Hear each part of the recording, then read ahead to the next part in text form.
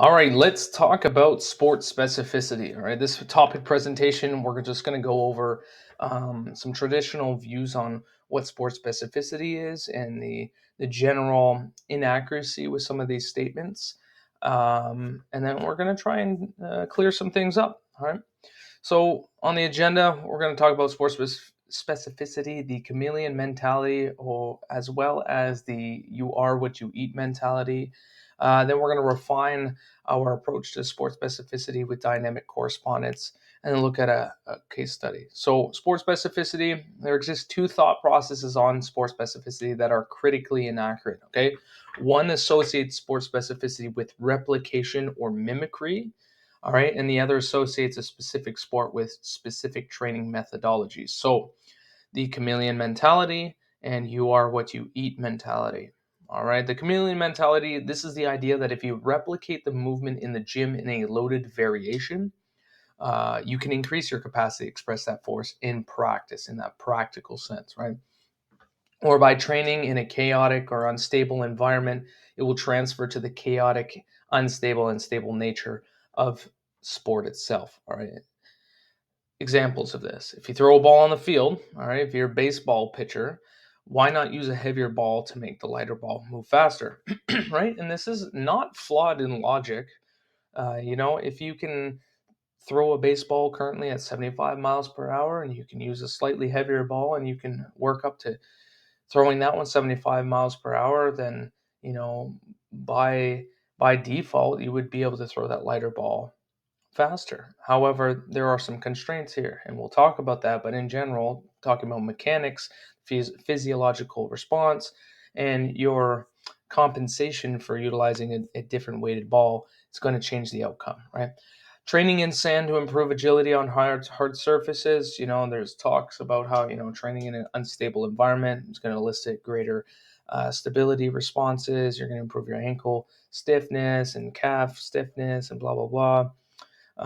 But inherently, this is flawed, and we'll talk about it again. But constraints of stability and instability, and the transference to the surface in which we actually play on, and then performing multiple movements to be sport specific. So the hang, clean, and press to box step. For some of you that know me, know I hate that sort of stuff.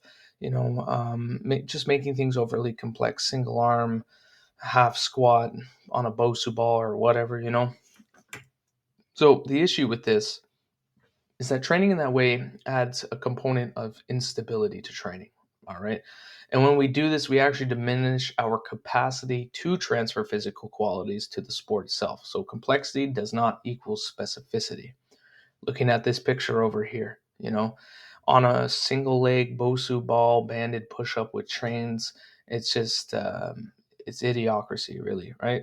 So training in that sort of unstable environment causes you to compensate, right, and condition yourself to that stimulus and constraint. So maybe this guy started with 2 feet on the Bosu ball and on a flat barbell across the pins, and no external resistance, and built up to this. So yes, in that sense, he's progressed the complexity of the movement. He's able to create some sort of, I guess, adaptive response to be able to overcome the constraint of instability and get better at it. But there's no real transference. And what we lead ourselves into here is we're not able to correlate an actual adaptive response because it's not loadable, it's not progressible to a certain point, and we're working on, almost just a simple expression of athleticism over an actual development of a physical quality. So, due to the compensatory actions of the body in this constraint of instability, the movements, it's not loadable past a certain point, right? It possesses a high degree of injury risk, and it's not taxing enough to create a significant suitable adaptation. It's simply tough, right? You could, stand one-legged on top of a basketball rim and try shooting it across the court. That's extremely difficult and probably highly unlikely. Doesn't mean it's going to have enough of an adaptive response for you to get better at the sport, right? So the intention of training is not to improve the action's capacity from a replicative fashion. It's to improve the action's physical capacity, right? So not our ability to necessarily do that action, but to improve the muscles, tendons, connective tissues, and everything involved with that action's physical capacity. All right, so if we're throwing the ball and it requires full body rotational power development, coordination, and shoulder mobility, we train each physical quality separately or in conjunction under specific conditions so that we can ensure an adequate adaptive stimulus to the muscles, tendons, connective tissues, everything involved, right? That way we're not, bucketing and losing out on an opportunity to amplify physical qualities from a specific standpoint. So before we go any further, it's important to understand that when we're talking sports specificity and this delineation between what it actually is and what people think it is, it's important to remember that we're not talking about the principle of specificity, whereby specific exercises have a specific transference to specific physical qualities. Right, back squat has a higher mode of specificity towards jump height than it would swimming. And then we have to understand that exercise selection should be global and loadable, right? Global being a high muscle fiber recruitment, something that we can load up and get the most amount of physical stimulation. And then loadable, stable movements allow for greater loading capacity. This we're pretty limited in this picture by the instability. If we just went to a bench press for horizontal pressing or even a push up with some plates on your back, you're going to have a much higher ability to build that capacity. Right. So, and then the second mentality is you are what you eat mentality. And this idea is that there's an inherent required specificity to training for a given sport. So if you're a football player, you do football trainings, right? If you play soccer, you train for soccer by doing soccer training. And if you play golf, well, you do golf training. You get the idea. And now there does exist a degree of truth in these statements, of course. And as we see and we evolve this thought process, it's going to be kind of logical that, like, yeah, okay, well, if you're a football player, you train for a football player based on blah, blah, blah, blah. But the mentality right now is that you have a fixed style of training based on a specific type of sport. And this is the first kind of oversight a lot of young coaches and athletes and coaches in general um, oversight. And what happens is you end up limiting yourselves and you start thinking in silos.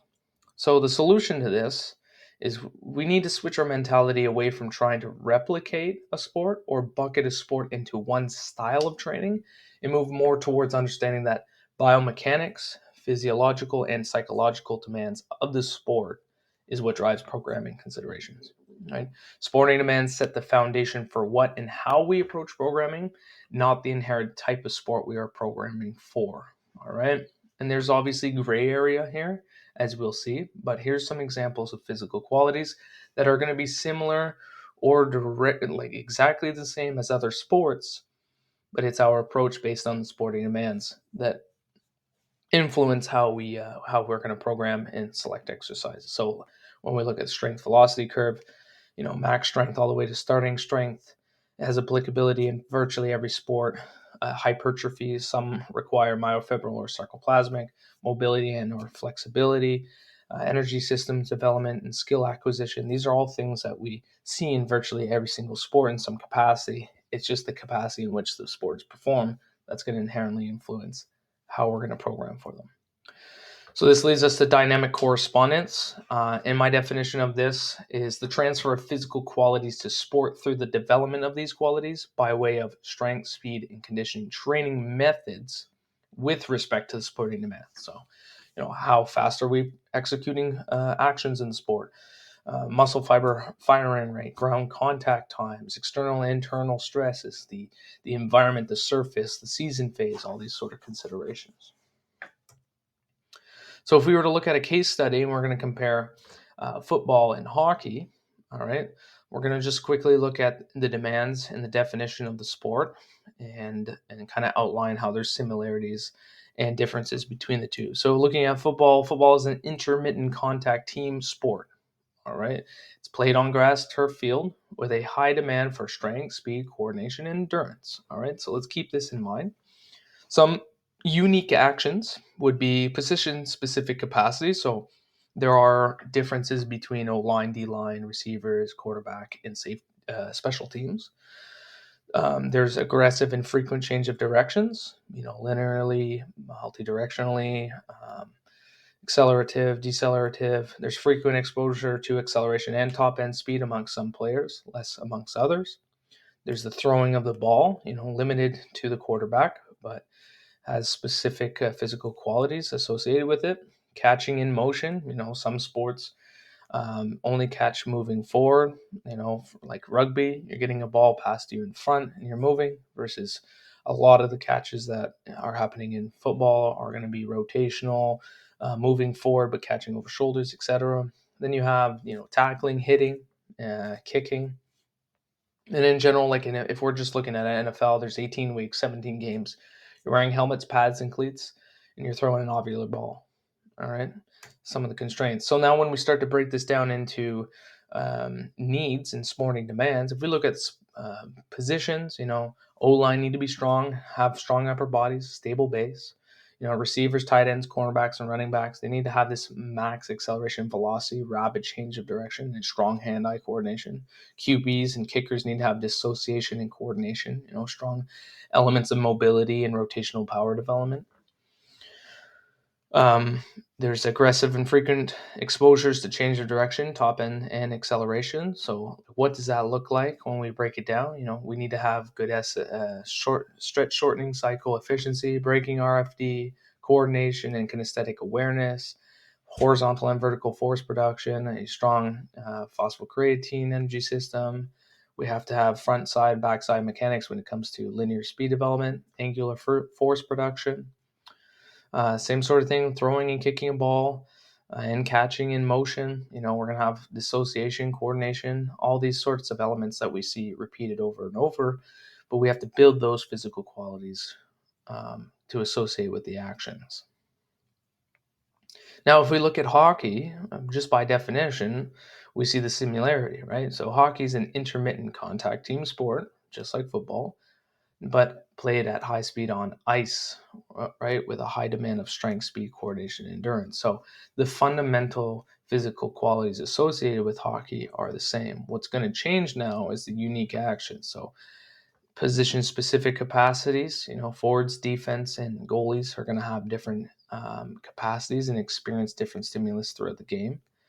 Playing on frictionless surface, right? You have to create friction. You have to overcome inertia and generate your own forces to move, right? Rapid change of direction, but now we're adding the element of skates. So how does that work biomechanically speaking? An external implement that needs to be used, a stick, and an external implement that has to be controlled, a puck, right? And you're constrained by area, which most sports are, but there's the element of boards, right? So you have this physical constraint. It's very rotational centric. You have your slap shot, skating, and turning, which is quite unique in the realm of team sports. And then density of games, 82 games, right? You're also wearing pads, helmet, skates, stick, but you're on ice and you're controlling a puck. So we break this down and we look at the position specific capacities. Forwards, they have the highest speeds of reach. They're usually lighter in weight, so they've, more centered around speed and power. Defense are a lot taller and heavier, have a higher contact rate, so strength and hypertrophy play a big role. And then the goalies are typically the highest, but require the highest amount of mobility, so they focus a lot on mobility and coordination. Self-driven friction, you're playing on ice, you have to overcome inertia, you have to have strong internal rotation of the femurs and hips to create horizontal force development, ankle and hip mobility for skating and coordination and balance. These change of directions, almost identical to that of what we see in football. We have to have SSC, efficiency, braking, RFD, et cetera, et cetera. Now we just have to change the angles and the approach in which we take to improve this based on the fact that we're using skates, which require different angular velocities and projection of force. The use of an external implement and controlling of an external implement, the puck and the stick and the puck, adds a whole other layer to this, right? So not only do we have to improve dissociation, our coordination, muscular endurance, all this sort of stuff, we have to do it with an implement that's connected to a degree to our body and one that is not. Okay, so adds a whole other kind of layer to things compared to football. And then, yeah. So conclusions, right? We have two very similar sports in their description and demands. At face value, you could look at them and be like, oh, they're the same deal, right? But the reality is they differ in positions, anthropometrics, season length, surface of play, equipment, and speed and sporting actions. So now, just looking at this, we would immediately kind of go back to my original statements and say, well, so you would have to train for football in a football way, and you would train for hockey in a hockey way. So where we want to now dispel that is that how we now program will be based on these needs in the most effective, simple, and overloadable exercises that achieve the intended outcome. So where the specificity comes in is the demands of the sport. Where the similarity comes in is the process. All right. So to delineate the original thought processes, if both sports require strength, the process in which we take to reach strength and improvements in strength are going to be very similar, right? So building strength, the squat, the trap bar deadlift, strict press, row. These are the implements that we're going to use to enhance those physical qualities. Um, Stretch shortening cycle efficiency. We're going to use pogos, drop jump, drop catches, and isos for both sports, right? I can keep going on and on, but we're going to use the same methods and training prescriptions for each sport. So at face value, if you didn't have football on top of your program, if you didn't have hockey on top of your program, what you're going to see is basically the same program. What is going to change over time is intensity, volume, frequency, season phase, and the length of meso and microcycles. You're going to see slight deviations in exposure to velocities and stuff, but the same differences you're going to see within a team that has different position specific requirements is the same differences you're going to see across different sports. So to hammer in the final conclusions, when it comes to programming for a sport, it's important to consider the sport, of course, understand the sporting demands ultimately, associate physical qualities with the biomechanics and physical components of the game, and program or problem solve realistically based on these things. The exercise selected will rarely deviate from sport to sport. The exposure to certain physical qualities, the frequency, volume, intensity, potency, volume, will. Okay? And if you're lucky enough to have influence on practices, you will have further influence on tactical, technical, and psychological inputs and outputs, which is a whole other boatload of considerations. But in general, when it comes to sports specificity, wipe it from your mind that there's only one way to train for football. There's only one way to train for hockey. There's just one set of methods, and it's not how it goes. We're applying methodology to the demands, athlete needs, season phase, and all these other considerations. So to be able to dynamically correspond our physical development with these sporting demands. So that's sports specificity. Hopefully you learned something. Please, if you have any questions, comments, concerns, anything like that, just hit me up on Instagram at @_ETX training, or you can shoot me a message here on YouTube.